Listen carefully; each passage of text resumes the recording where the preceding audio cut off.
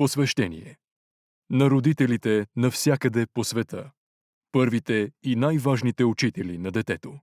И на всички, които възпитават, влияят и водят с личен пример. Благодарности. Как да кажеш благодаря, когато имаш да благодариш на толкова много хора? Очевидно тази книга е израз на благодарност към двамата ми бащи, които бяха въздействащи примери за мен, и към мама, която ме научи на любов и доброта.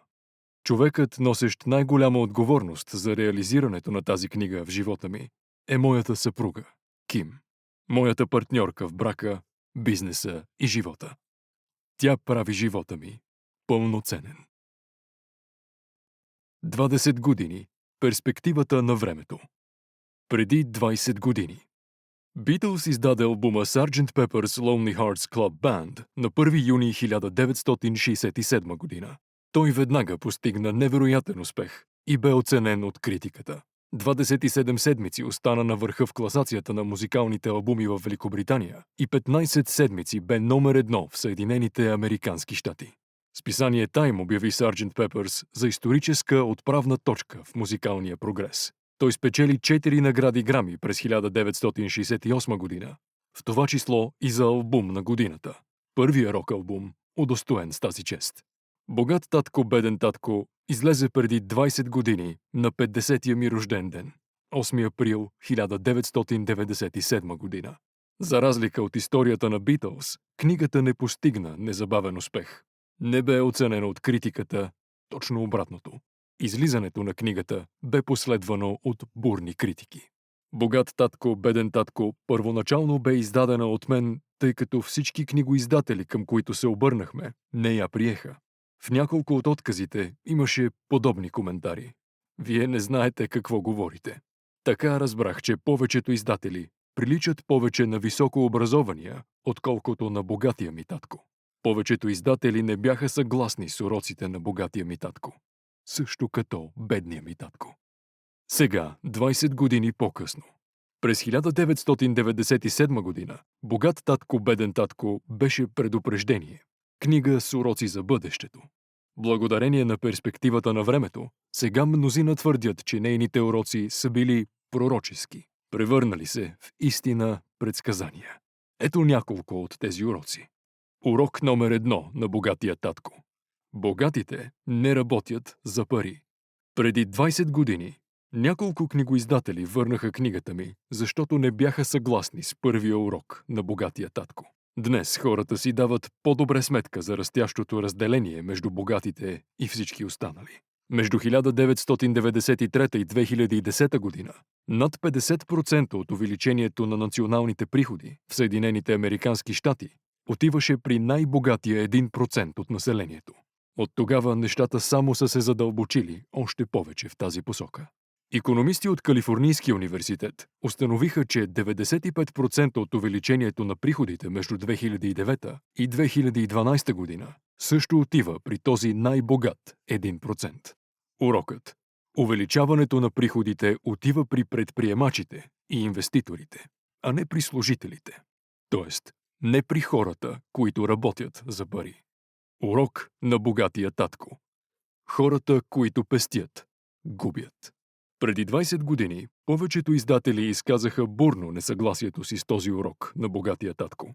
За бедните и хората от средната класа пестенето на пари е религия, финансово спасение от бедността и защита от жестокия свят. За много хора да наричаш пестящите губещи е като да изричаш на празно Божието име. Урокът. Обърнете внимание на диаграмата на борсовия индекс Dow Jones Industrial Average за последните 120 години и ще разберете защо и как пестящите хора се превръщат в губещи. Диаграмата показва, че през първите 10 години от този нов век е имало 3 големи сътресения на фондовата борса. Диаграмата на следващата страница илюстрира тези 3 краха. Вижте фигура 1 в приложението към аудиокнигата. Първото сътресение е крахът на .com компаниите около 2000-та година. Второто е крахът на недвижимото имущество през 2007 година, а третото е банковият крах през 2008 година. Големият крах на Уолстрийт от 1929 година. Когато сравните първите 3 краха през 21 век с големия крах от 1929 година, добивате представа колко големи всъщност са първите 3 сътресения на този век. Вижте фигура 2 в приложението към аудиокнигата. Печатане на пари. Представената по-долу диаграма показва, че след всеки крах правителството на САЩ и Федералният резерв започват да печатат пари чрез така нареченото количествено облегчаване – КО. Вижте фигура 3 в приложението към аудиокнигата. Спасяване на богатите. Между 2000-та и 2016 година, в името на спасяването на икономиката, банките по света постоянно намаляваха лихвените проценти и печатаха пари. Нашите лидери искаха да вярваме, че спасяваха света, докато в действителност богатите спасяваха себе си, предавайки по този начин бедните и хората от средната класа. Днес лихвените проценти в много страни са под нулата, в резултат на което хората с спестявания губят. Днес най-много губят бедните и хората от средната класа. Хората, които работят за пари и спестяват пари.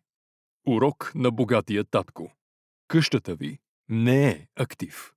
Преди 20 години, през 1997 година, всеки от книгоиздателите, от които получих отказ, се отнесе критично към урока на богатия татко, че вашата къща не е актив. 10 години по-късно, през 2007 година, когато рисковите кредитополучатели престанаха да изплащат рисковите си ипотечни кредити, сапуненият мехур на недвижимите имоти се пукна и милиони собственици на жилища се убедиха в истинността на този урок по трудния начин. Домът им не беше актив. Реалният проблем. Повечето хора не знаят, че крахът на пазара на недвижими имоти всъщност не беше крах на пазара на недвижими имоти. Бедните хора не предизвикаха краха на пазара на недвижими имоти. Богатите предизвикаха краха на пазара на недвижими имоти. Богатите създадоха продукти на финансовия инженеринг, известни като деривати. Продукти, наречени от Уорън Бъфет оръжия за масово финансово унищожение. Когато финансовите оръжия за масово унищожение започнаха да се взривяват, пазарът на недвижими имоти експлодира и бяха обвинени бедните рискови кредитополучатели. Смята се, че през 2007 година е имало 700 трилиона долара в финансови деривати. Днес се смята, че в финансови деривати има 1,2 квадрилиона долара. С други думи, реалният проблем става по-голям. Урок на богатия татко. Защо богатите плащат по-малко данъци? Преди 20 години неколцина издатели разкритикуваха богат татко, беден татко, задето разкрива как и защо богатите плащат по-малко данъци. Един от тях заяви, че този урок е незаконен. 10 години по-късно, през 2007 година, президентът Барак Обама се кандидатира за нов мандат срещу бившия губернатор Мит Ромни. Когато се разкри, че президентът Обама плаща около 30% от доходите си за данъци, а губернатор Ромни плаща по-малко от 13% за данъци, популярността на Мит Ромни тръгна надолу и това му струва избирането за президент. Данъците отново бяха на фокус по време на президентските избори през 2016 година. Вместо да се постараят да разберат как хора като Мит Ромни и президента Доналд Тръмп плащат по-малко данъци законно, бедните и хората от средната класа се разгневиха. И макар президентът Тръмп да обещава да намали данъците за бедните и хората от средната класа, истината е, че богатите винаги ще плащат по-малко за данъци. А причината богатите да плащат по-малко за данъци ни връща към първия урок на богатия татко. Богатите не работят за пари. Докато работи за пари, човек ще плаща данъци. Дори когато обещаваше да увеличи данъците за богатите, кандидатиращата се за президент Хилари Клинтън всъщност обещаваше да увеличи данъците на хората с високи доходи, като лекари, актьори и адвокати, а не на истински богатите. Преди 20 години, макар да не постигна незабавен успех като албума Sgt. Pepper's Lonely Hearts Club Band на Beatles, Богат татко, беден татко влезе в списъка с бестселерите на Ню Йорк Таймс през 2000 година и остана в този списък в продължение на почти 7 години. Пак през 2000 година се обади Опра Уинфри. Гостувах в шоуто на Опра цял час и, както казват, останалото е история. Богат татко, беден татко стана книга номер 1 в историята, посветена на личните финанси, а продажбите на книги от поредицата на Богатия татко достигна почти 40 милиона екземпляра по света. Имаше ли наистина богат татко? Милиони хора питаха, имаше ли наистина богат татко? За да си отговорите на този въпрос, може да чуете сина на Богатия татко, Майк, когато гостува на шоуто на радио Богат татко. Може да слушате тази програма, като посетите richdadradio.com. Висше училище Богат татко. Богат татко, беден татко бе написана възможно най-простичко, така че почти всеки да може да разбере уроците на богатия ми татко. За желаящите да научат повече, като част от отбелязването на 20-та година на книгата, написах «Защо богатите стават все по-богати? Какво е финансово образование? Наистина». Защо богатите стават все по-богати навлиза в по-големи подробности и обяснява по-конкретно на какво богатият татко учеше сина си и мен във връзка с парите и инвестирането. Защо богатите стават все по-богати е по-високата степен. Нещо като висше образование за изучилите богат татко, беден татко. Висшето училище за учениците на богатия татко. Едно предупреждение и покана. Макар да се постарах да направя книгата си «Защо богатите стават все по-богати» възможно най-лесно разбираема, това, което правят всъщност богатите, не е лесно, нито е лесно за обясняване.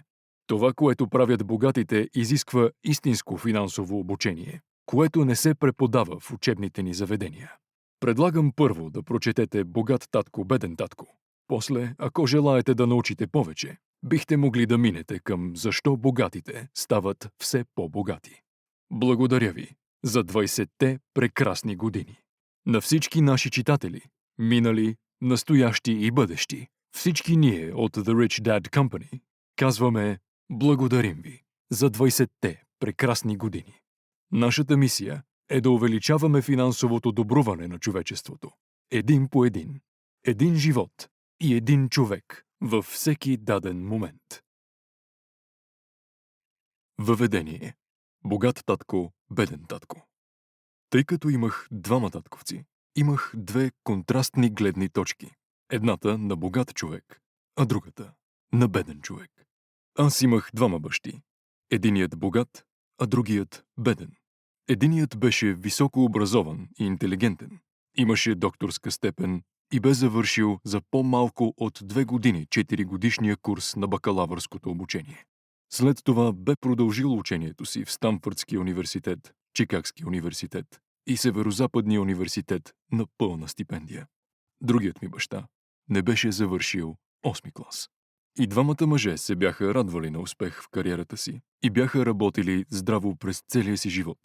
И двамата печелеха значителни доходи, но единият имаше финансови трудности непрестанно.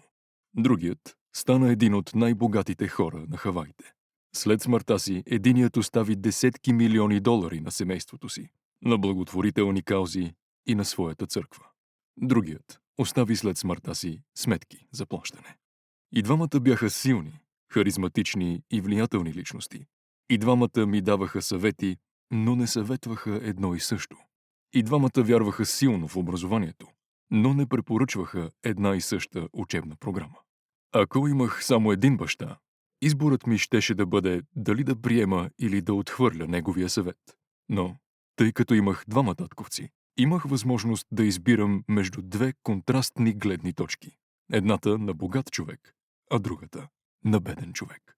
Вместо просто да приема или да отхвърля единия или другия, аз трябваше да размишлявам по-задълбочено, да сравнявам и тогава да избера. Проблемът беше, че богатият човек все още не беше богат, а бедният все още не беше беден. И двамата започваха тепърва кариерата си. И двамата имаха финансови трудности и семейни проблеми. Но двамата имаха съвсем различни гледни точки във връзка с парите.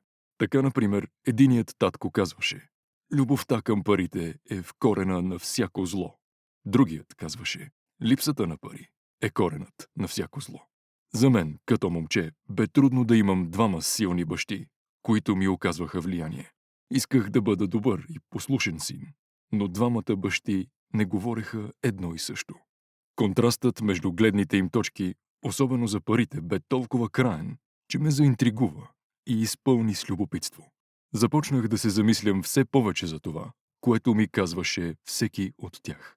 Прекарвах много от времето си в размисъл и си задавах въпроси като «Защо казва това?», а после си задавах същия въпрос и за твърдението на другия татко.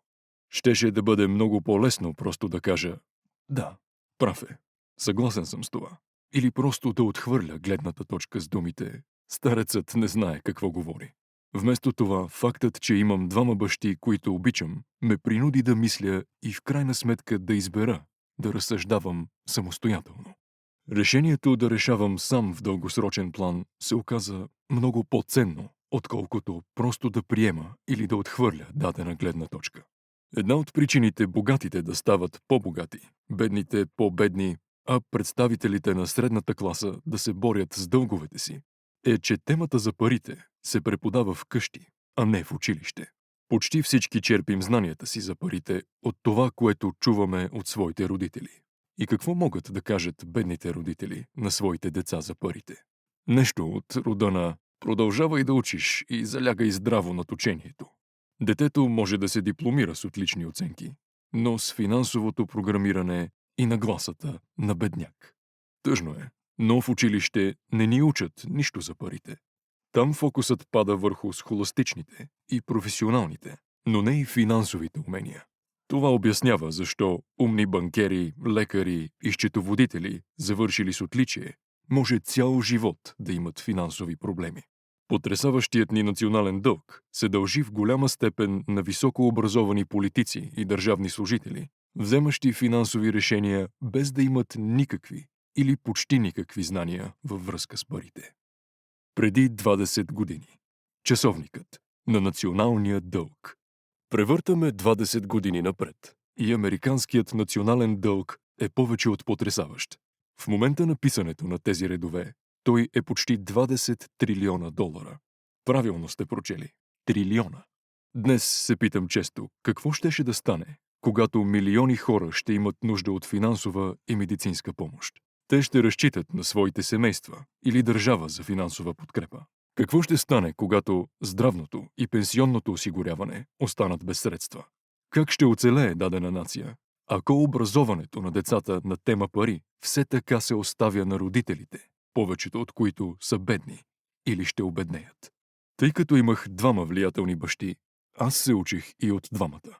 Трябваше да размишлявам над съветите на всеки от тях и при този процес достигнах до ценни прозрения за силата и въздействието на мислите на човека върху живота му.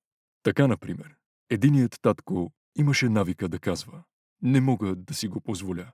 Другият забраняваше използването на тези думи. Той настояваше да се питам как мога да си позволя това. Първото е твърдение, второто е въпрос. С първото се освобождаваш от отговорност, второто те принуждава да мислиш. Таткото, който скоро щеше да забогатее, обясняваше, че в резултат на автоматичното изричане на «не мога да си го позволя», мозъкът ви спира да работи. Затова пък въпросът «как мога да си го позволя?» впряга мозъка на работа.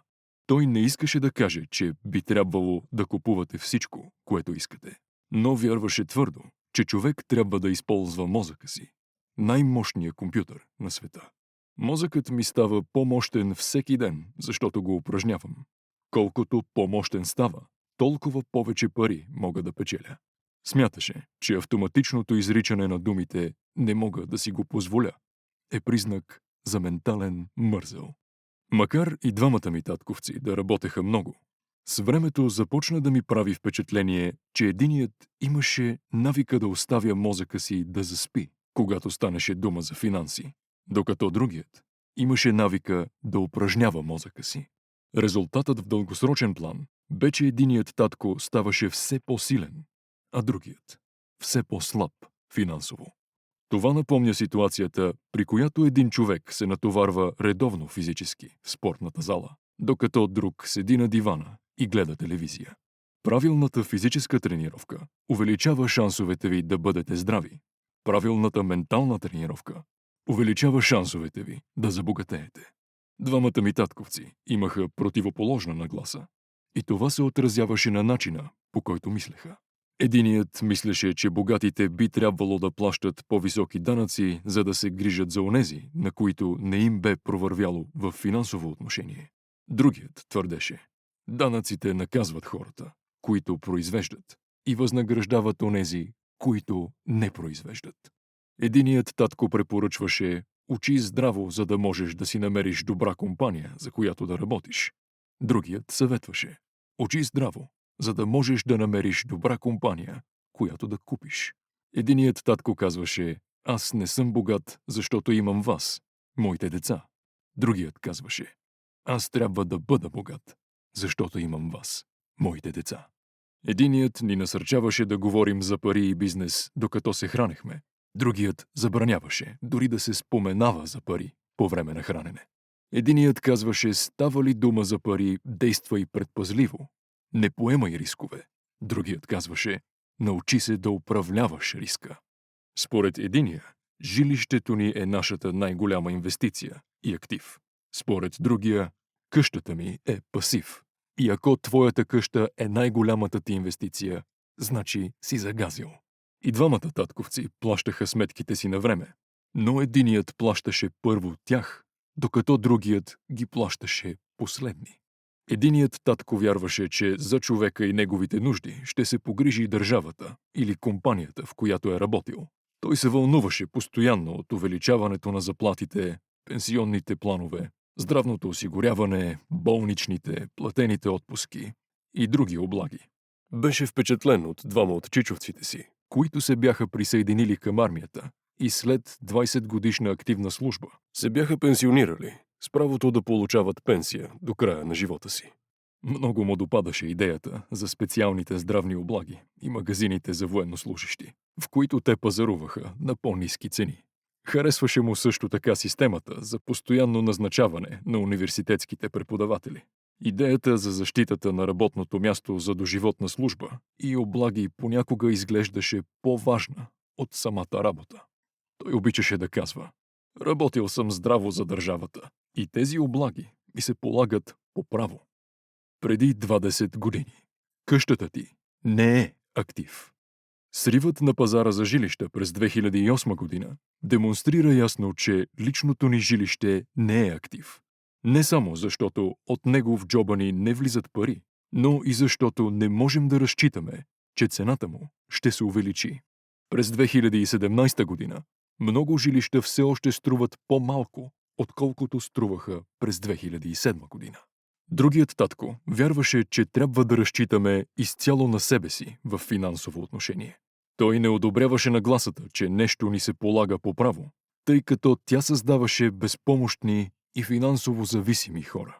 Той поставяше акцента върху необходимостта да бъдем финансово компетентни. Единият татко с мъка спестяваше няколко долара, другият създаваше инвестиции.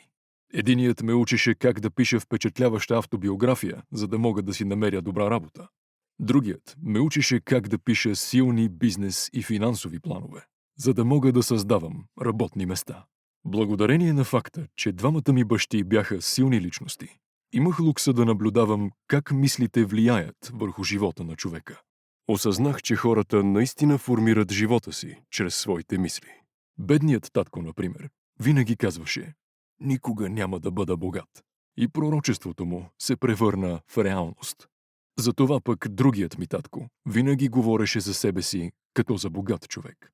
Той казваше неща като: аз съм богат, а богатите не правят това.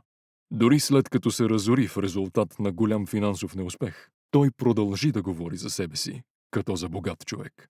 И твърдеше: има разлика между това да си беден и да си разорен. Разорен си временно. Бедността е вечно състояние. Бедният татко казваше: аз не се интересувам от пари, или парите не са от значение. Богатият татко повтаряше: парите са сила. Силата на нашите мисли може никога да не бъде измерена или оценена. Но още като момче ми стана ясно колко е важно да осъзнавам какво мисля и как се изразявам. Забелязах, че бедният татко беше беден, Не заради количеството пари, които печелеше и което беше значително, а заради своите мисли и действия. Благодарение на факта, че имах двама бащи, започнах все по-внимателно да подбирам мислите, които възприемах като мои собствени. Богатия татко ли трябваше да слушам или бедния? Има разлика между това да си беден и да си разорен. Разорен си временно. Бедността е вечно състояние. Макар и двамата да уважаваха безкрайно образованието и ученето, по въпроса какво е важно да се учи, мнението им се различаваше. Единият искаше да залягам здраво в учението, да защитя степен и да си намеря хубава работа, за да печеля пари.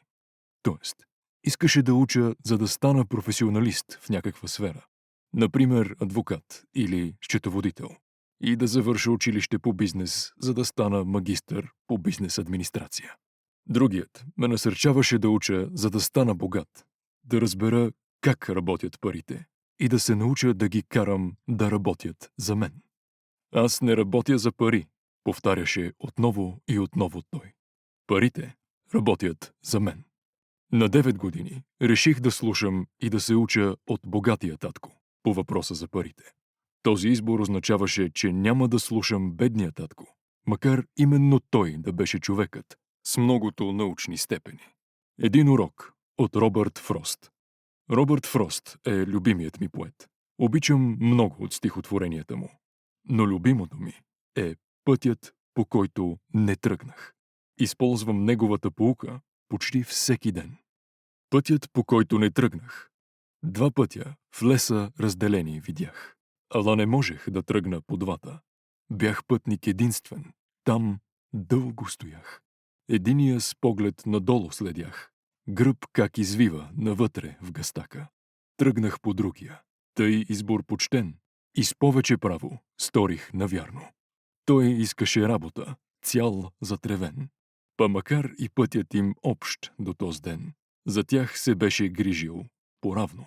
Еднакви лежаха у нас сутрин там, в листа пожълтели, без стъпки тъмни.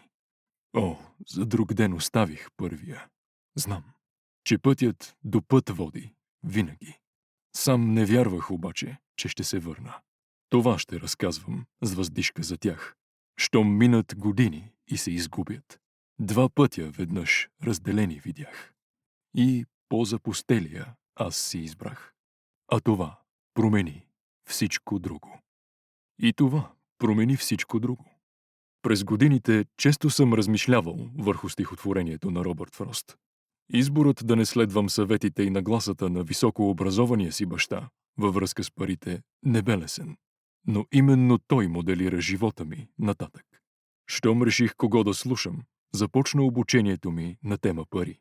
Богатият татко ме обучава в продължение на 30 години, докато навърших 39. Спря, когато си даде сметка, че знам и съм напълно наясно с това, което бе опитвал да вкара в главата ми. Парите са форма на власт, но онова, което има по-голяма сила от тях, е финансовото обучение. Парите идват и си отиват, но ако знаете как работят, можете да придобиете власт над тях и да започнете да забогатявате. Позитивното мислене само по себе си не е достатъчно, защото повечето хора са ходили на училище и никога не са научили как работят парите, поради което цял живот са работили за пари. Тъй като бях само на 9 години, когато започнах, уроците, които ми преподаваше богатия татко, бяха съобразени с възрастта ми. В крайна сметка осъзнах, че през тези 30 години той всъщност ми бе повтарял само 6 главни урока. Тази книга е посветена на въпросните 6 урока, представени възможно най-простичко, така както ми ги бе преподавал богатия татко. Уроците са предназначени да бъдат не отговори, а пътепоказатели, които ще помагат на вас, на вашите деца и семейства, да станете по-богати, независимо какво се случва в днешния свят на все по-големи промени и несигурност. Първа глава. Урок номер 1. Богатите не работят за пари. Бедните и хората от средната класа работят за пари. Богатите карат парите да работят за тях. Татко, можеш ли да ми кажеш как да стана богат? Баща ми остави вечерния вестник. Защо искаш да станеш богат, синко? Защото днес майката на Джими пристигна в училище с новия им кадилак. Готвеха се да ходят на вилата им край морето за уикенда. Джими взе 3 от приятелите си, но нас с Майк не ни покани. Казаха, че не са ни поканили, защото сме бедни. Така ли казаха? Попита невярващо баща ми. Да, така, отвърнах с горчивина аз. Баща ми поклати глава, без да каже нищо. Намести си очилата и се зачете отново във вестника. А аз стоях в очакване на отговор. Беше 1956 година. Бях 9 годишен. Поради някакво стечение на съдбата, ходех в същото държавно училище, където богатите пращаха децата си. Живеехме на Хаваите и главният поминък в нашия град бяха захарните плантации. Управителите на плантациите и другите заможни хора, като лекари, собственици на бизнес и банкери, изпращаха децата си в същото основно училище. След 6-ти клас, децата им обикновенно отиваха в частни училища. Тъй като семейството ми живееше точно срещу това училище, аз ходех в него. Ако живеехме от другата страна на улицата, щях да ходя в друго училище с деца, чието семейства приличаха повече на моето. А след него, с тези деца щяхме да продължим образованието си в държавното средно училище. Частните училища бяха недостъпни както за тях, така и за мен. Баща ми най-сетне остави вестника. Виждах, че размишлява. Синко, започна бавно той. Ако искаш да станеш богат, трябва да се научиш да правиш пари. Как да правя пари? Попитах аз. Ами, използвай главата си, отвърна с усмивка той. Вече бях научил, че това всъщност означава това е всичко, което ще ти кажа. Или не знам отговора, затова не ми досаждай повече. Създаване на партньорство. На другата сутрин споделях с най-добрия си приятел Майк какво ми бе казал баща ми. Доколкото можех да преценя, двамата с Майк бяхме най-бедните деца в това училище. Майк също учеше в него по някаква приумица на съдбата. Някой беше изкривил леко линията, разделяща училищните региони, и в резултат двамата се бяхме озовали в училището за богати деца. Ние всъщност не бяхме бедни, но се чувствахме така, защото всички останали момчета имаха нови бейсболни ръкавици, нови велосипеди, изобщо всичко ново. Родителите ни осигуряваха основното, като храна, дом и дрехи, но това бе горе-долу всичко. Баща ми имаше навика да казва: ако искаш нещо, работи за него. Ние искахме много неща, но възможностите за работа за 9-годишните момчета не бяха много. Какво трябва да правим, за да правим пари? Попита Майк. Не знам, отвърнах аз. Но би ли искал да ми бъдеш партньор? Майк се съгласи. И така, през онова съботно утро, стана първият ми бизнес партньор. Цялата сутрин разменяхме идеи как да правим пари. От време на време се сещахме за готините момчета, които се забавляваха в вилата на Джими. Болеше ни малко, но тази болка бе позитивна, защото ни вдъхнови да продължаваме да мислим по какъв начин да правим пари. Най-сетне, същия след обед, идеята ни връхлетя, като гръм от ясно небе. Майк я беше открил в някакъв учебник. Развълнувани си стиснахме ръцете. От партньорството ни се бе родил бизнес. През следващите няколко седмици с Майк обикаляхме квартала, чукахме по вратите и питахме съседите дали биха запазвали за нас тубичките от използваните си пасти за зъби. С озадачен вид и усмивка на лицето, повечето от тях се съгласяваха. На въпроса на някой от тях какво бяхме замислили да правим, отговаряхме: не можем да ви кажем. Това е бизнес тайна. С времето това започна да създава проблем за майка ми. За трупането на нашата суровина бяхме избрали едно място в близост до пералната й машина. Купчината използвани тубички от паста за зъби в кафявата картонена кутия от шишета кетчуп растеше постоянно. Накрая майка ми реши да се намеси. Не можеше да издържа повече да гледа увеличаващите се използвани смачкани тубички от паста за зъби. Какво правите, момчета? Попита тя. И не желая да чувам отново, че това е бизнес тайна. Направете нещо с това тук или ще го изхвърля. С Майк започнахме да я умоляваме да почака още малко, тъй като скоро щяхме да съберем достатъчно използвани тубички и да поставим начало на производството. и я информирахме, че чакаме още неколцина от съседите да си довършат пастата за зъби, за да вземем тубичките. Мама ни отпусна още една седмица. Датата за стартиране на производството наближаваше и напрежението растеше. Първото ми партньорство вече бе заплашено от надвисналото предупреждение за освобождаване на терена, отправено от собствената ми майка. Задачата на Майк беше да помоли съседите да довършат по-бързо пастата си за зъби, под предлог, че зъболекарите и без това препоръчват зъбите да се мият по-често. Аз от своя страна започнах да сглобявам производствената линия.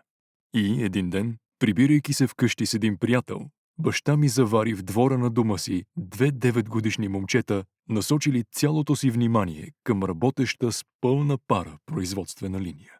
Всичко наоколо бе посипано с ситен бял прах. Върху дълга маса бяха наредени малки картонени кутии от мляко, събрани в училище, а семейният грил работеше на максимум. Татко тръгна към нас предпазливо, след като паркира колата в началото на алеята, водеща към гаража, тъй като производствената линия блокираше пътя натам. Когато се приближиха, двамата с приятеля му видяха поставеното върху грила стоманено гърне, в което празните тубички от паста за зъби се топяха. По онова време тубичките не бяха пластмасови, а от олово. Затова първо изчаквахме боята по тях да изгори, след което ги пускахме в металното гърненце. Щом оловото се втечнеше, го изливахме в празните картонени кутии от мляко през малката дупка в горния край. Кутиите от мляко бяха запълнени с гипс. Разпръснатият наоколо бял прах всъщност беше гипс. В бързината бях съборил торбата и сега целият двор изглеждаше като след снежна виелица. Кутиите от мляко бяха външните контейнери за гипсовите кълъпи. Татко и приятелят му наблюдаваха как наливаме внимателно разтопеното олово през малката дупка в горния край на кубичния гипсов кълъп. Внимателно, каза татко. Кимнах, без да вдигам поглед. Най-сетне, щом приключих с наливането, оставих стоманеното гърне и се усмихнах на баща си. Какво правите, момчета? Попита с неуверена усмивка той. Правим това, което ти си ми казал да направя. Забогатяваме, отвърнах аз. Точно така, додаде Майк, като се усмихна широко и кимна в знак на потвърждение. Ние сме партньори. А какво има в тези гипсови кълъпи? Поинтересува се татко. Виж, рекох аз, партидата трябва да се е получила добра. С едно чукче ударих преградата, която разделяше куба на две. Внимателно отделих горната половина на гипсовия кълъп и оттам падна една оловна монета. О, не! Възкликна баща ми. Вие леете монети от олово. Точно така, потвърди ентусиазирано Майк. Правим каквото ни казахте да правим. Пари! Приятелят на татко се обърна и избухна в смях. Татко се усмихна и поклати глава. Пред него, между разпаления грил и кутия с празни тупички от паста за зъби, стояха две покрити с бял прах момчета, ухилени до уши. Той ни помоли да оставим всичко и да седнем с него на стълбите пред къщата. И с усмивка започна да обяснява какво означава думата «фалшифицирам». Мечтите ни бяха разбити. И искате да кажете, че това е незаконно? Попита с потреперващ глас Майк. Остави ги, намеси се приятелят на баща ми. Може би имат вроден талант. Нека го развиват. Баща ми го изгледа гневно. Да, незаконно е, промълви тихо той. Но вие проявихте страхотна изобретателност и оригиналност. Продължавайте в същия дух. Наистина се гордея с вас. Разочаровани, с Майк стояхме мълчаливо 20 на минути, преди да се заемем с разчистването на получилата се в резултат на усилията ни безредица. Бизнесът ни бе закрит в деня, в който бе открит. Докато чистех белия прах, вдигнах поглед към Майк и казах: Джими и приятелите му май са прави. Ние сме бедни. Баща ми тък му тръгваше, когато казах това. Обърна се и рече: Момчета, бедни сте само ако се предадете. Повечето хора само мечтаят да станат богати и говорят за това. А вие предприехте нещо по въпроса. Много се гордея и с двама ви. Ще го повторя отново. Продължавайте. Не се отказвайте. С Майк стояхме безмълвно. Това бяха хубави думи, но ние все така не знаехме какво да правим. Тогава защо ти не си богат, татко? Попитах аз. Защото избрах да стана учител. Учителите не мислят за забогатяване. Ние просто обичаме да преподаваме. Иска ми се да можех да ти помогна, но наистина нямам представа как се правят пари. С Майк се обърнахме и продължихме разчистването. Всъщност, знам, додаде баща ми. Ако искате да научите как да станете богати, не питайте мен. Говорете с таткото на Майк. С моя татко ли? Възкликна Майк и направи физиономия. Да, с твоя татко, повтори с усмивка баща ми. С баща ти имаме един и същ банкер, и той неведнъж го е хвалил ентусиазирано пред мен. Няколко пъти ми е казвал, че баща ти няма равен на себе си, когато става дума за правене на пари. Моят татко, попита отново невярващо Майк. Тогава защо нямаме хубава кола и хубава къща, като богатите деца в училище? Хубавата кола и хубавата къща не означават непременно, че си богат или че знаеш как да правиш пари, отговори баща ми. Таткото на Джими работи за захарната плантация. Неговото положение не е много по-различно от моето. Той работи за една компания, аз съм на държавна работа. Колата му е собственост на компанията. Компанията за производство на захар има финансови проблеми. И нищо чудно скоро таткото на Джими да остане без нищо. Твоят татко е различен, Майк. Той изгражда империя и подозирам, че след няколко години ще бъде богат човек. Когато чухме тази новина, с Майк отново се оживихме. С подновени сили се захванахме отново с разчистването на безредицата, създадена от нашия безсловно провалил се пръв бизнес. И вече крояхме планове как и кога да говорим с бащата на Майк. Проблемът беше, че той работеше много и често се прибираше късно вечерта. Баща му притежаваше складове, строителна компания, верига магазини и 3 ресторанта. И именно ресторантите го задържаха до толкова късно. След като приключихме с чистенето, Майк взе автобуса за вкъщи. Беше решил да говори с баща си същата вечер и да го попита дали може да ни научи как да станем богати. Преди да тръгне, Майк обеща да се обади веднага след като говори с баща си, дори да е станало късно. Телефонът звънна в 8:30 вечерта. Добре, съгласих се аз. Следващата събота. И затворих телефона. Бащата на Майк се бе съгласил да се срещне с нас. Следващата събота, в 7:30 сутринта, хванах автобуса в посока бедната част на града. Уроците започват. През онази сутрин, двамата с Майк се срещнахме с баща му в 8 часа. Работният му ден бе започнал преди повече от час.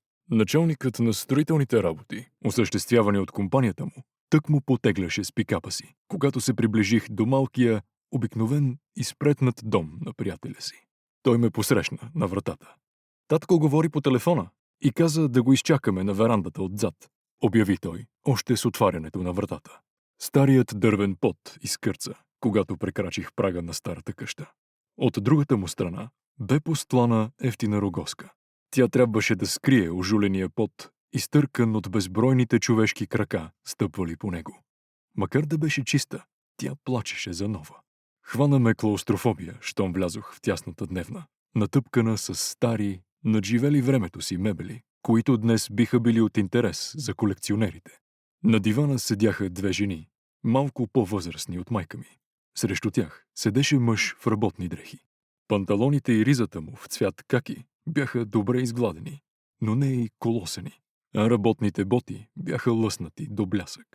Беше 10 години по-възрастен от баща ми. Всички се изумиха, когато с Майк минахме покрай тях на път към задната веранда. Аз се усмихнах смутено в отговор. Кои са тези хора? Попитах аз.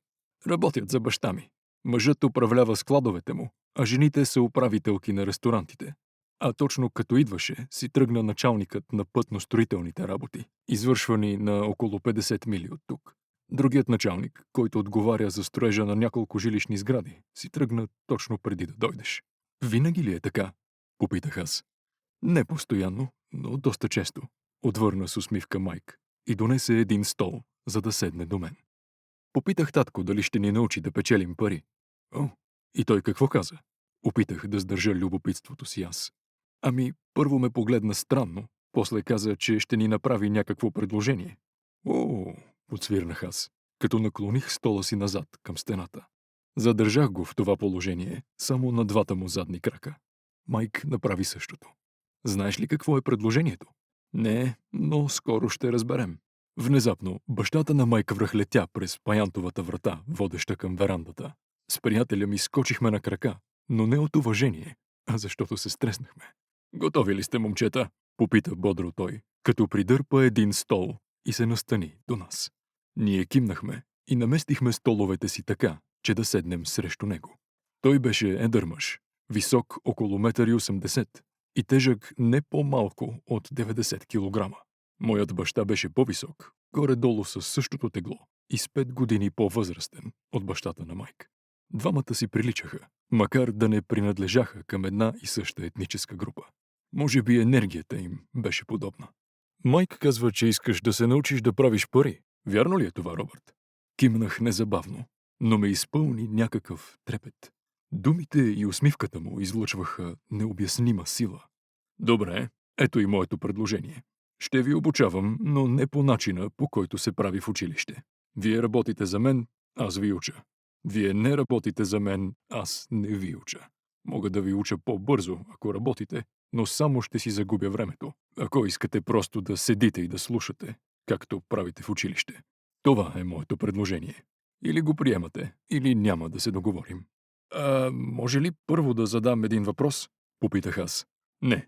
Или приемате, или няма да правим нищо. Имам твърде много работа, за да си губя времето. Ако не можете да вземете окончателно решение, значи така или иначе никога няма да се научите да правите пари. Възможностите идват и си отиват. Умението да знаеш кога да вземаш бързо решение е изключително важно. Дава ви се възможността, която искахте. Учението започва или всичко приключва след 10 секунди, обяви бащата на Майк с закачлива усмивка. Приемам, заявих аз. Приемам, възкликна Майк.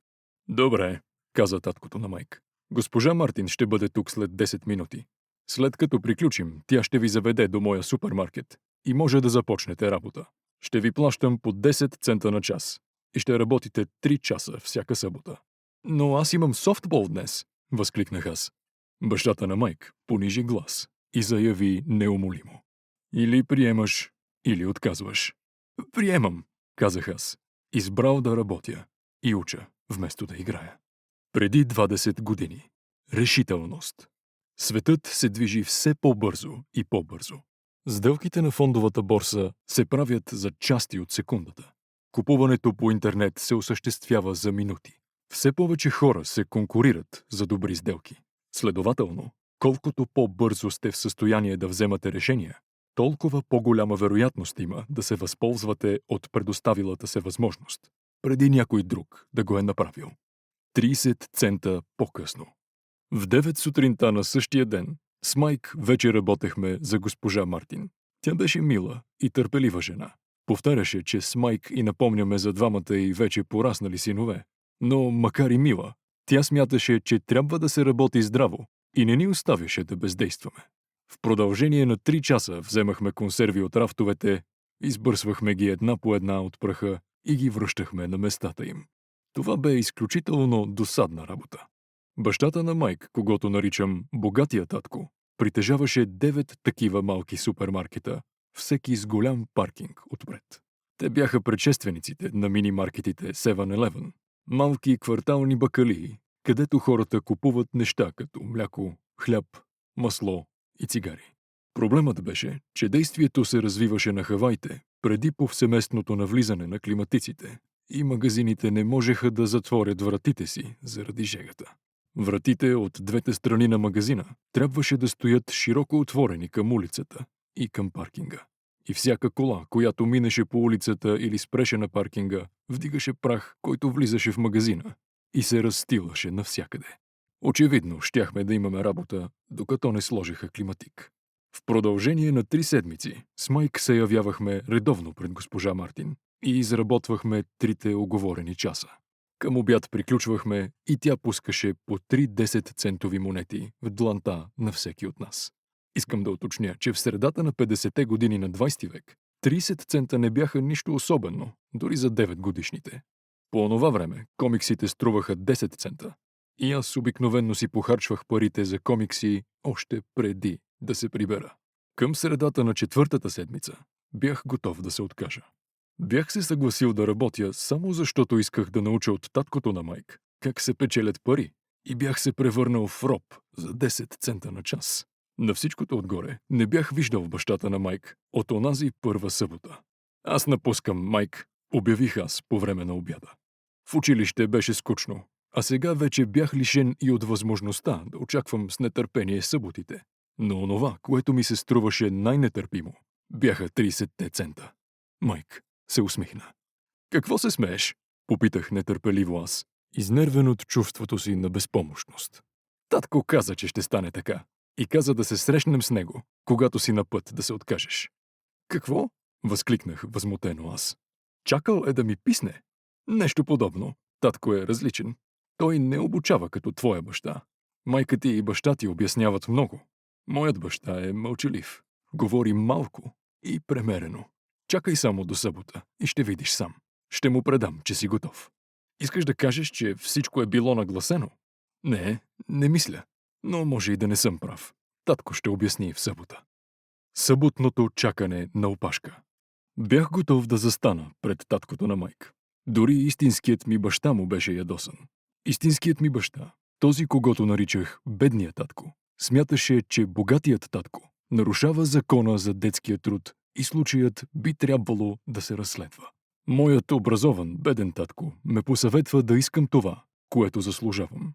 Най-малко 25 цента на час. И че трябва да напусна незабавно, ако не получа повишение. И без това нямаш нужда от тази проклета работа, заключи възмутено бедният татко. В 8 часа сутринта в събота прекрачих прага на къщата на Майк, чийто баща ми отвори вратата. Седни някъде и изчакай опашката. Информираме той, щом влязох. После се обърна и изчезна в малкия си офис. Огледах стаята, но не видях Майк. Почувствах се неловко. Седнах предпазливо до същите две жени, които бях видял тук преди 4 седмици. Те се усмихнаха и се отместиха, за да ми направят място на дивана. След като така изминаха 45 минути, започнах да се нервирам сериозно. Двете жени се срещнаха с богатия татко и си тръгнаха преди 30 минути. Някакъв възрастен господин стоя там 20 на минути, но и той си тръгна. А аз продължавах да седя в празната къща, в тази тъмна, увехтяла дневна, чакайки да говоря с онзи скрън за експлоататор на деца, вместо да се възползвам от прекрасния слънчев хавайски ден. Чувах го да се движи в офиса си и да говори по телефона, но като че ли бе забравил за мен. Бях готов да си тръгна, но по някаква причина не го правех. Най-сетне, 15 минути по-късно, точно в 9 часа, богатият татко излезе от офиса си и без да каже нищо, ми даде знак да вляза. Както разбирам, искаш увеличение или ще напуснеш, започна той, като се завъртя на стола си. Ами, вие не спазвате вашата част от уговорката, смотолевих аз, едвам сдържайки сълзите си. Наистина беше страшничко да споря с възрастен. Казахте, че ще ме обучавате, ако работя за вас. Аз работих за вас, без да си пестя усилията. Отказах се от играта на бейсбол, за да работя за вас. Но вие не си удържахте думата и не ме научихте на нищо. Вие сте мошенник, както смятат всички в града. И сте алчен. Искате да вземете всички пари и не ви пука за вашите служители. Накарахте ме да чакам и не проявявате никакво уважение към мен. Аз съм само едно малко момче, но заслужавам по-добро отношение. Богатият татко се бе облегнал назад на въртящия си стол и опрял брадичка на дланите си, се взираше в лицето ми. Не беше зле, рече той. За по-малко от месец започна да говориш, като повечето ми служители. Какво? Попитах аз. Без да разбирам какво искаше да каже, продължих да изливам недоволството си. Мислех, че ще спазите вашата част от уговорката и ще ме учите. Вместо това нима искате да ме мъчите. Това е жестоко. Наистина жестоко. Аз те уча, промълви богатият татко. На какво ме научихте? На нищо, възкликнах гневно аз.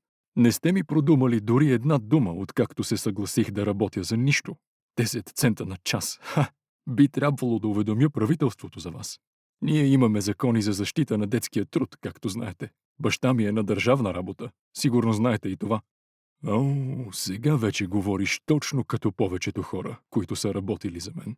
Хора, които или съм уволнил, или са напуснали. Какво ще кажете във ваша защита? Попитах аз. Чувствах се твърде смел за 9-годишно дете. Вие ме излъгахте. Аз работих за вас, но вие не си удържахте думата. Не ме научихте на нищо. Откъде знаеш, че не съм те научил на нищо? Попита спокойно богатият татко. Ами, изобщо не сте разговаряли с мен. Работих 3 седмици без да ме учите на каквото и да било. Заявих намусено аз. Нима да обучаваш означава непременно да говориш или да изнасяш лекция. Ами да, така ви учат в училище. Отвърна с усмивка богатият татко. Животът обаче не ни учи по този начин, а животът е най-добрият учител. В повечето случаи той изобщо не говори с нас. Просто ни тласка насам-натам. И с всеки тласък все едно ни казва. Събуди се. Има нещо, което искам да научиш. Какви ги дрънка тоя, помислих си аз. Животът, който ме тласкал, всъщност искал да ми каже нещо ли? Сега вече бях убеден, че трябва да си напусна работата. Този човек беше за лудницата. Преди 20 години. Конусът на учението. Едгар Дейл има заслугата да ни помогне да разберем, че учим най-добре чрез действие, като правим самото нещо или посредством симулация. Понякога наричат това експериментално учене. Дейл и неговият конус на ученето ни казват, че четенето и лекциите са най-неефективните начини за учене. Въпреки това, както знаем, в повечето училища обучават именно така, с четене и лекции. Вижте фигура 4 в приложението към аудиокнигата. Ако учиш уроците на живота, ще се справяш добре. Не ги ли учиш, животът просто ще продължава да те тласка насам-натам. Хората правят едно от следните две неща. Някои просто се оставят на живота да ги тласка. Други се ядосват и в отговор също тласкат. Но в отговор тласкат своя шеф, работа, съпруг или съпруга. Не знаят, че този, който ги тласка, е животът. Нямах представа за какво говори. Животът тласка всички ни насам-натам. Едни се предават, други се борят. Малцина научават урока и продължават нататък, приветствайки живота, когато ги тласка. За тези малобройни хора това означава, че е необходимо да научат нещо и те искат да учат. Те го правят и прогресират. Повечето се отказват, а неколцина, също като теб, се борят. Богатият татко стана и затвори стария скърцащ прозорец, който имаше нужда от ремонт.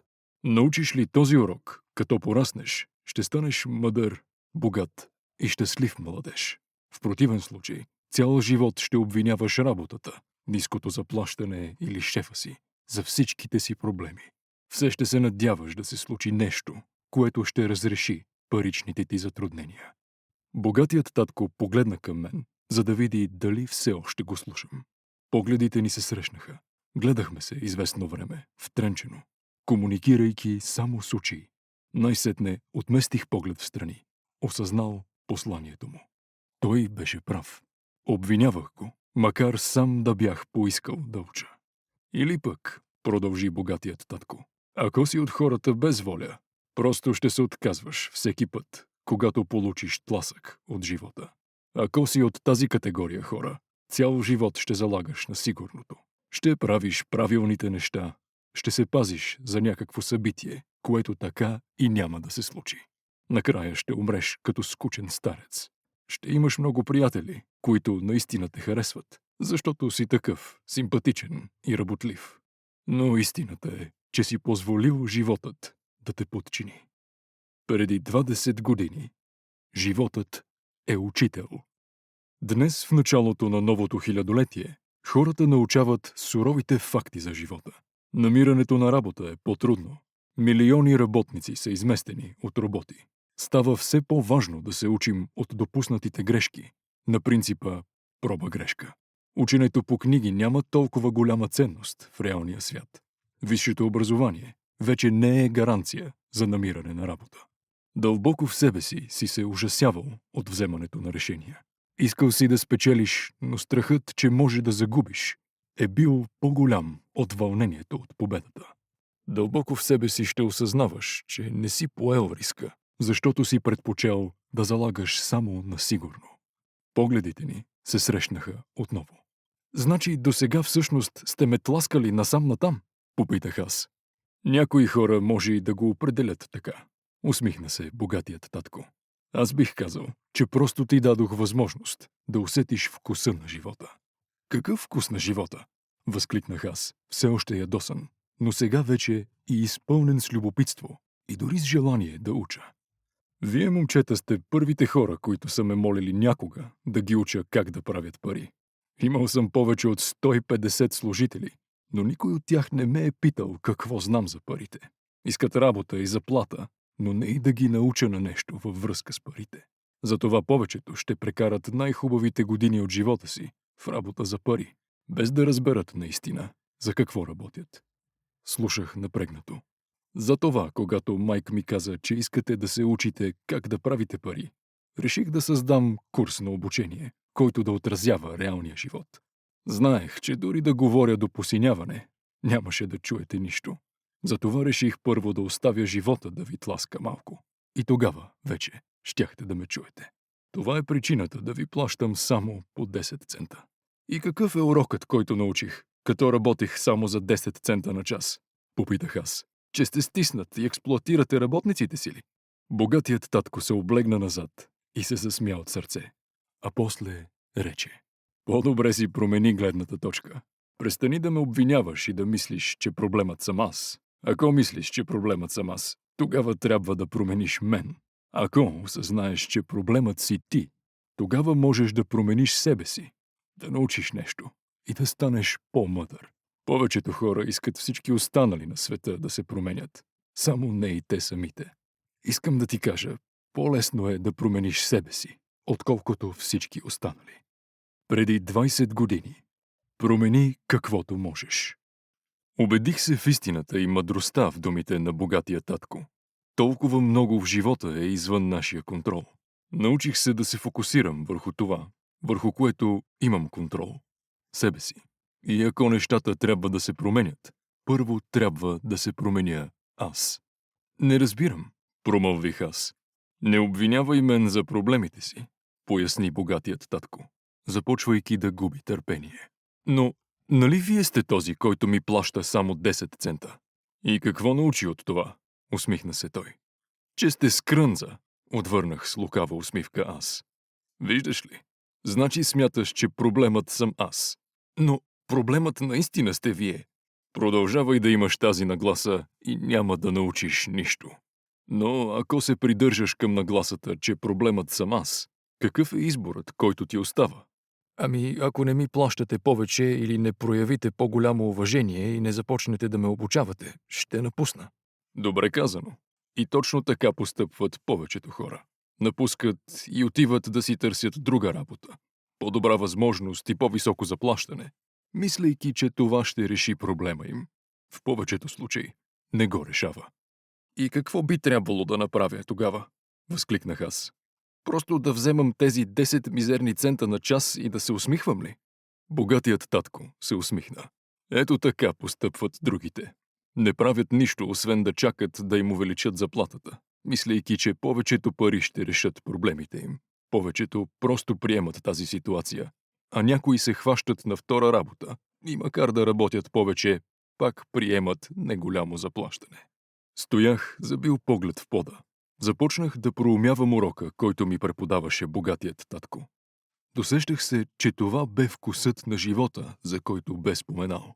Най-сетне вдигнах очи и попитах. И кое тогава ще реши проблема? Това, отвърна той, като се приведе напред на стола си и ме потупа леко по главата. Това, което имаш между ушите. И тогава сподели своята основополагаща гледна точка, която го отличаваше от работниците му и от бедния татко, и която в крайна сметка го направи един от най-богатите хора на Хаваите, докато моят високообразован, но беден баща щеше да има финансови затруднения през целия си живот. Това бе само една гледна точка, а до каква огромна разлика, определяща целия живот на човека, водеше.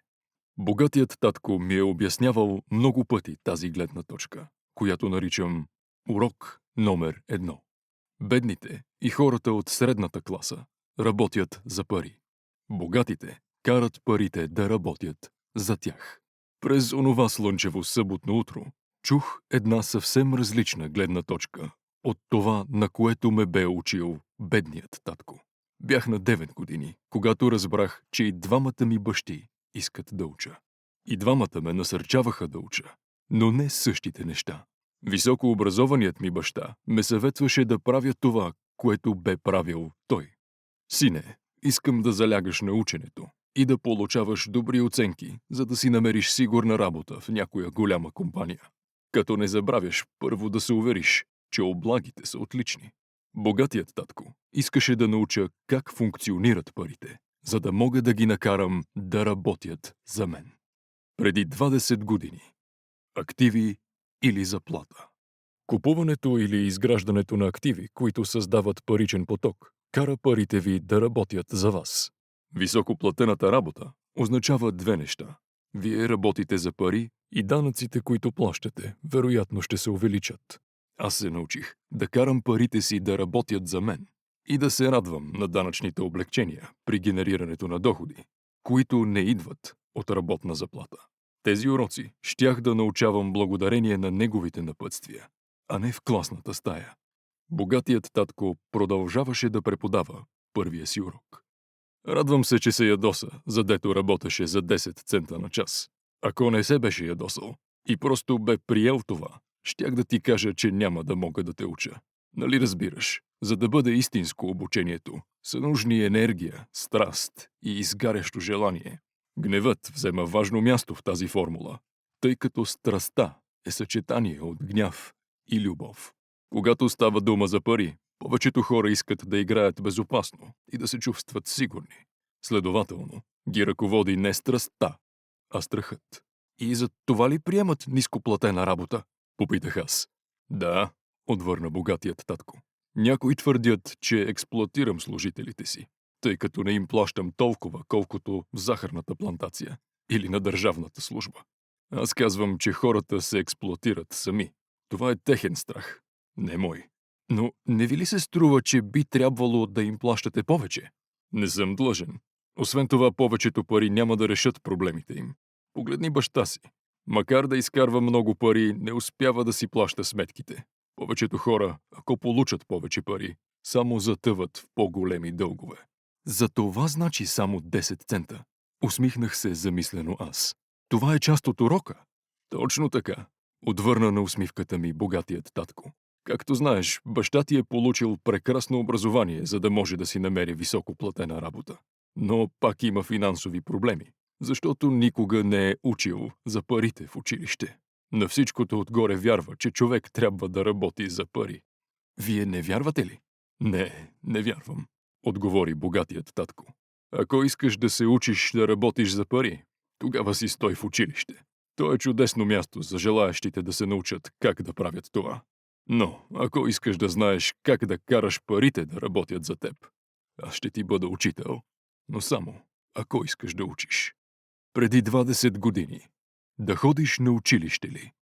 Макар да съм пламенен поддръжник на образованието и ученето през целия живот, ходенето на училище и особено следването се превърна в финансов кошмар. Студентските заеми достигнаха рекордни размери. 44 милиона американци дължат почти 1,3 трилиона долара. Точно така.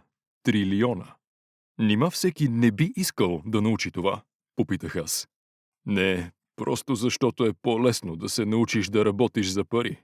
Особено ако страхът е основната ти емоция, когато става дума за тях. Не разбирам, набръчках чело аз. Не мисли за това сега. Достатъчно е да знаеш, че именно страхът задържа повечето хора на работа. Страхът, че няма да има с какво да си платят сметките. Страхът да не бъдат уволнени. Страхът, че няма да имат достатъчно пари. Страхът да трябва да започнат от начало. Такава е цената, когато учиш някаква професия, а после работиш за пари. Повечето хора стават роби на парите и после се ядосват на шефа си. Но да се учиш как да караш парите да работят за теб е съвсем различен тип обучение. Нали? Попитах аз. Точно така, съгласи се богатият татко. Точно така. Последва мълчание. Беше прекрасно хавайско съботно утро и приятелите ми сигурно вече бяха започнали да играят бейсбол. Но, макар и да не можех да си обясня защо, в този момент изпитах благодарност, че се бях съгласил да работя за 10 цента на час. Предчувствах, че ми предстоеше да науча нещо, което приятелите ми нямаше да научат в училище. Готов ли си да се учиш? Попита богатият татко. И още как, усмихнах се аз. Аз си удържах обещанието. През цялото това време те обучавах от разстояние. На 9-годишна възраст ти доби представа какво е да работиш за пари. Сега просто умножи последния месец по 50 години и ще добиеш представа какво правят през живота си повечето хора. Не ми стана много ясно, рекох аз. Как се чувстваше, докато чакаше на опашка, за да говориш с мен? Веднъж след като бе нает на работа и още веднъж, когато реши да поискаш увеличение на надницата си. Ужасно! Ето така ще изглежда животът, ако избереш да работиш за пари, обясни богатият ми баща. А как се почувства, когато госпожа Мартин пусна в ръката ти 3 10-центови монети за 3 часа работа? Почувствах, че не са достатъчно, че са почти нищо. Изпитах разочарование. Така се чувстват повечето служители, като си получат заплатата. Особено след като от нея бъдат приспаднати данъците и другите удръжки. Ти поне получаваше 100%. Искате да кажете, че повечето работници не получават цялата си заплата? Възкликнах изумено аз. Не, разбира се. Държавата винаги взема първа своята част. Но как го прави? Чрез данъците, обясни богатият татко. Когато печелиш пари, плащаш данъци. Когато харчиш, плащаш данъци. Когато спестяваш, плащаш данъци. Когато умреш, плащаш данъци. А защо хората позволяват на държавата да постъпва така с тях? Богатите не го позволяват, усмихна се богатият татко. Бедната и средната класа го позволяват. Баз държа, че печеля повече от баща ти, но той плаща по-големи данъци. Как е възможно? Възкликнах аз. Подобно нещо бе необяснимо за едно 9-годишно момче. Защо някой би оставил държавата да постъпва така с него? Богатият татко се люлееше бавно на стола си и безмълвно ме гледаше. Готов ли си да учиш? Попита най-накрая той. Кимнах, бавно. Преди 20 години. Данъци, данъци, данъци.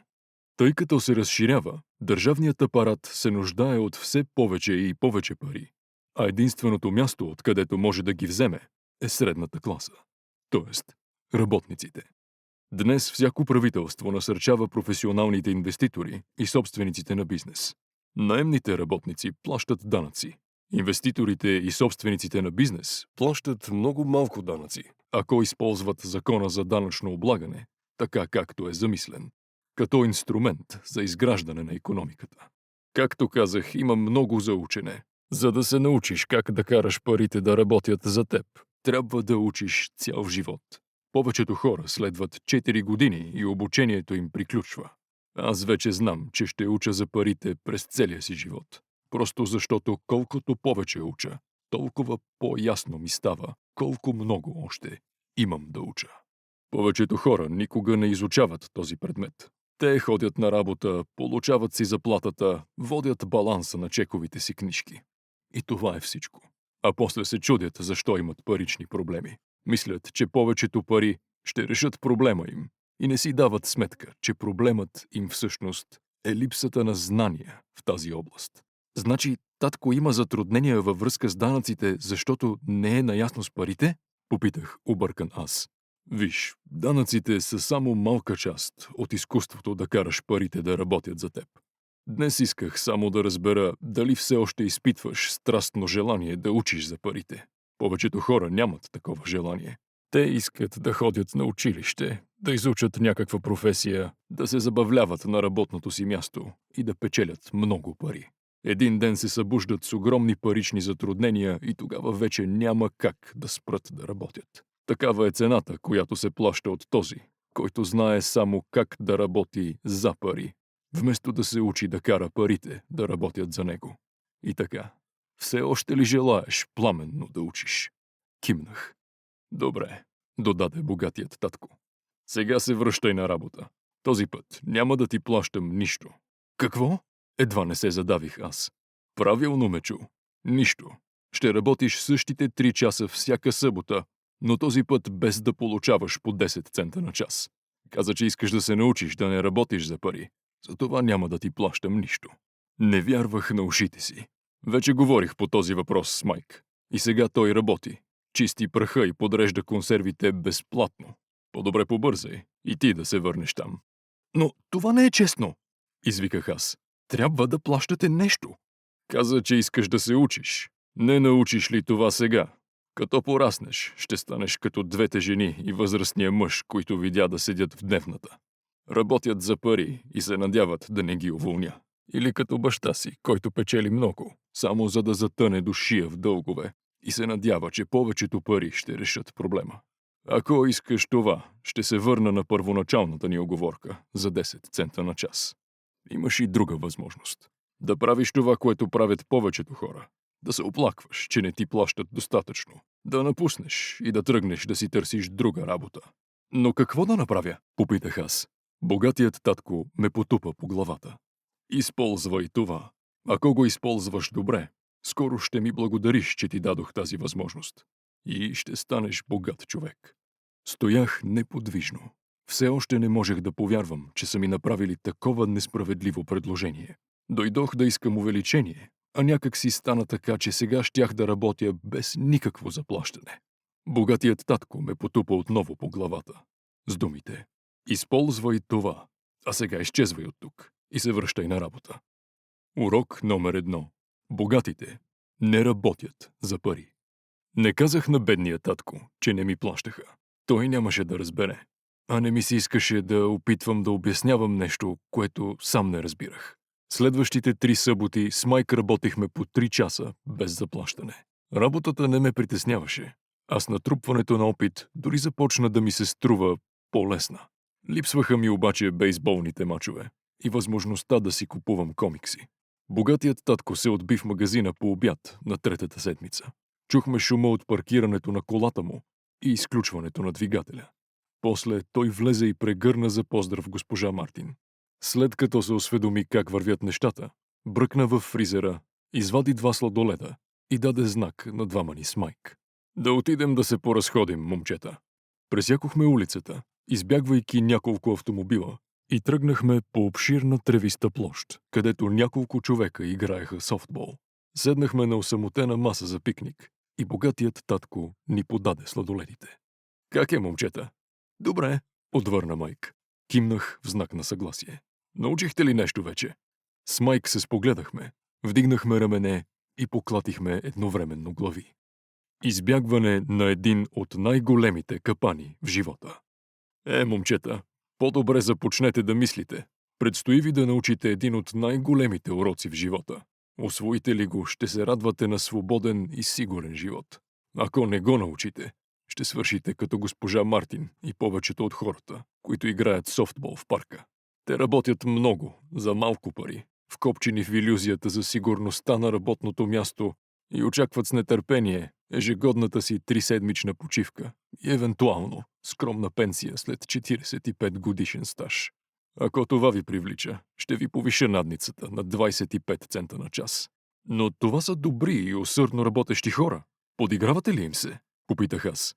На лицето на богатия татко се изписа усмивка. Госпожа Мартин ми е като майка. Никога не бих се отнесъл така жестоко към нея. Възможно е да ви се струвам жесток, защото опитвам да ви покажа нещо по възможно най-убедителния начин. Искам да разширите перспективата си, за да видите нещо, което повечето хора никога няма да видят, тъй като гледната им точка е твърде тясна.